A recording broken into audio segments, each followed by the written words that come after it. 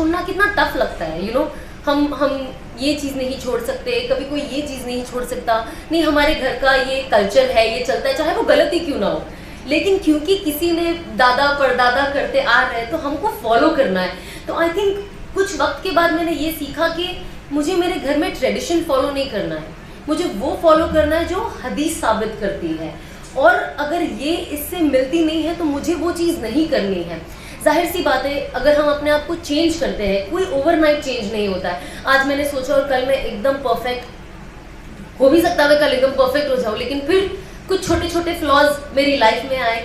तो ये चीज़ तो दुनिया में चलती ही रहनी है, हमें कोशिश करना है कि हम बस मेहनत करते रहे, उस चीज़ के पीछे भागते रहे। जाहिर सी बात है, जब मैंने चीज़ें छोड़ी और जब मैंने हिजाब लिया, बोलने वाले बहुत होते हैं, इनफैक्ट आपके खुद के भी होते हैं, और मतलब मुसलमान भी होते हैं, और आप सोचते हो यार आप नहीं करते हो मत करो, पर एटलीस्ट बोलो तो मत, बिकॉज आप बोल के गुनाह में जा रहे हो।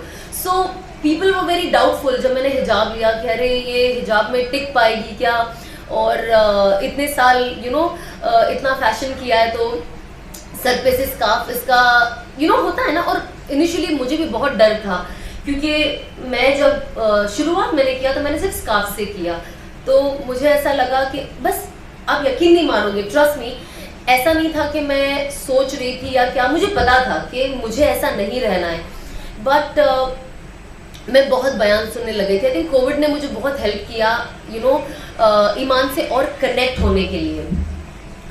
तो मैं कंटिन्यूस बयान सुनते गई, और एक दिन ऐसा हुआ कि मैंने 2 बयान ऐसे सुने जो मेरे दिल पे इतनी बुरी तरह से लग गए कि उसमें एक मौलाना साहब ने ये कहा था कि जब औरत की मौत होती है, जब आदमी का जो जनाजा होता है उसे 3 कपड़े में बांधा जाता है, लेकिन औरत को 5 कपड़े में बांधा जाता है। और जब हम मर जाते हैं तो हमारी क्या वैल्यू है? कुछ नहीं ना। कौन आपको देख के कुछ फील भी, कोई आपको गलत नज़र से देख सकता है एक जनाजे को? बिल्कुल नहीं।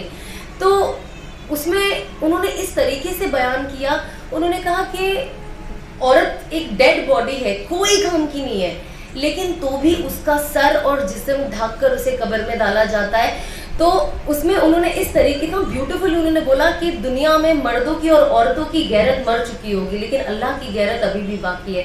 एंड वो चीज़ मेरे दिल पे इतनी बुरी लगी कि मैं दूसरे दिन उठ के मैंने कैप ले लिया और स्कार्फ ले लिया। मैंने कहा अब मैं अगर रही तो मेरी गैरत मर चुकी है। तो जाहिर सी बात है, चीज़ें सुनना एक अलग चीज़ होती है, लेकिन चीज़ों को सुनना क्योंकि मुझे उस पर अमल करना है अलग चीज़ है। मैं आके 10 घंटा भी बातें कर सकती हूँ, लेकिन अगर किसी की नीयत है कि हमें बस जाके सुनना है, बिकॉज अच्छा नए चेंज हुए हैं, जाके हम स्टोरी सुन लेते हैं, तो शायद मेरी बातें आपके दिल पे असर ना करें, लेकिन एटलीस्ट हम नियत करें कि मैं जा रही हूँ, मैं यहाँ पे इस इसमें शामिल हो रही हूँ, तो अल्लाह बस मेरे इस जाने को कबूल करे और मेरे अंदर जो भी कमियां हैं उससे पूरी करे। तो आई थिंक नियत करना बहुत बहुत बहुत ज़रूरी है। तो भले कुछ लोगों को वक्त लग जाए, पर नियत करो। मुझे इतने साल लग गए, मुझे तो कभी कभी लगता है मेरी पूरी जवानी ख़त्म हो गई और मैंने ऐसे ही बर्बाद कर दिया। और जब मैं लोगों को देखती हूँ, मैं कभी कभी अनस को भी कहती हूँ, मैंने कहा जब मैं अब ये सब चीज़ें फॉलो करती हूँ, मुझे अंदर ही अंदर इतना दुख होता है कि मैं इतना साल क्या कर रही थी, मैंने इतने साल पहले हिजाब क्यों नहीं लिया, मैंने इतने साल पहले अपने बाल क्यों नहीं ढाके, मैंने इतने साल पहले अपनी ज़िंदगी को सही रुख पे क्यों नहीं लाया, मैं क्यों वेट कर रही